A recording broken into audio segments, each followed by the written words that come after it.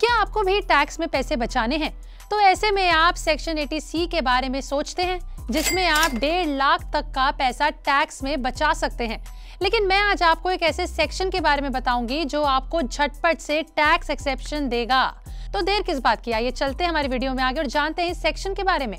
देखिए, जब भी टैक्स सेविंग की बात आती है तो ज्यादातर लोग इनकम टैक्स के सेक्शन 80C के बारे में सोचते हैं, क्योंकि उसमें 1.5 लाख यानी 1.5 लाख तक का पैसा बचा सकते हैं।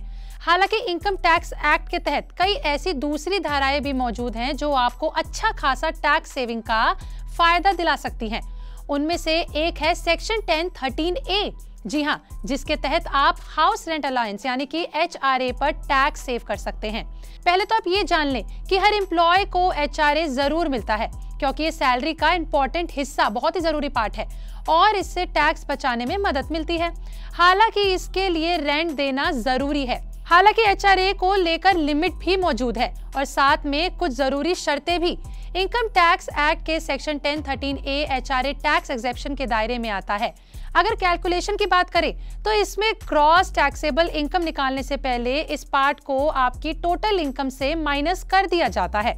अगर आप सोच रहे होंगे कि आखिर सेक्शन 1013A टैक्स एक्सेप्शन का फायदा किसको मिलेगा, तो देखिए, सबसे पहले आप ये जान लें कि अगर आप सेल्फ एम्प्लॉयड हैं तो आप इसका टैक्स एक्सेप्शन का फायदा नहीं उठा सकते।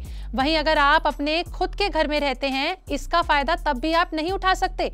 देखिए, HRA का फायदा लेने के लिए ये जरूरी है कि आप किराए के मकान पर रहते हो या फिर जिस पर आप रेंट दे रहे हो।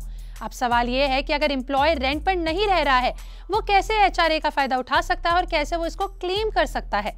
तो अगर आप किराए के मकान में यानी रेंट पर नहीं रहते हैं, लेकिन अपने माँ बाप या किसी रिलेटिव के घर पर रहते हैं और वहां से आप ऑफिस आना जाना करते हैं, तो ऐसे में आप HRA का फायदा उठा सकते हैं, यानी आपको इसका फायदा मिलेगा। जी हाँ, लेकिन टैक्स एक्सपर्ट के मुताबिक बात करें तो अगर घर आपके किसी रिलेटिव जैसे पेरेंट्स के नाम पर है तो आप इस पे टैक्स बचा सकते हैं, यानी आप इसमें टैक्स एक्सेप्शन का फायदा उठा सकते हैं।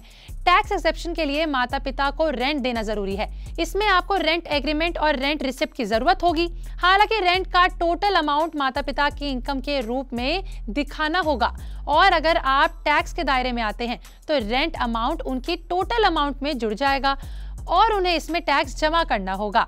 अगर उनकी कोई इनकम नहीं है, यानी वो नहीं कमाते हैं, तो ऐसे में ये उनकी इनकम का एक सोर्स की तरह काम आएगा, यानी डबल बेनिफिट। बस इसमें शर्त ये है कि घर टैक्स पेयर के नाम पर नहीं होना चाहिए। Now question rises is that कि अगर आप इसकी कैलकुलेशन करना चाहें तो कैसे कर पाएंगे। तो आपको सबसे पहले बता दें कि HRA को लेकर 3 कंडीशंस होती हैं। पहले ये कि ये बेसिक सैलरी का 40 से 50% होगा। वहीं मेट्रो सिटीज जैसे दिल्ली, मुंबई, कोलकाता या फिर चेन्नई में अगर आप रहते हैं तो इसमें आपकी लिमिट 50% होगी। वहीं अगर आप नॉन मेट्रो सिटीज में रहते हैं तो इसमें आपको 40% अमाउंट देना होता है। दूसरी कंडीशन ये कि कंपनी आपको कितना HRA दे रही है। जी हाँ, तीसरी कंडीशन ये कि एक्चुअल में कितना रेंट जमा किया है, उसमें से बेसिक सैलरी का 10% माइनस करके आपको पता लगेगा। ये 3 कंडीशंस थी जिसको आपको फॉलो करना होता है। अब कैलकुलेशन में बेसिक सैलरी के साथ DA यानी कि DNS अलाउंस भी जुड़ा होता है। अगर आपको DA का फायदा मिल रहा है, ऊपर के 3 कंडीशन जिसके बारे में हमने बात की उसमें जो मिनिमम अमाउंट होगा उस पर टैक्स एक्सेप्शन का फायदा आपको मिलेगा। तो अगर आप भी चाहते हैं टैक्स में फायदा और पैसे की बचत, तो हमारी इस वीडियो को अंत तक जरूर देखिएगा और हमें बताइएगा कि आप टैक्स से रिलेटेड किन चीजों के बारे में जानना चाहते हैं। अगर वीडियो अच्छी लगी हो तो लाइक शेयर करना ना भूलें और हमारे चैनल पैसा लाइव को अभी सब्सक्राइब कर लें।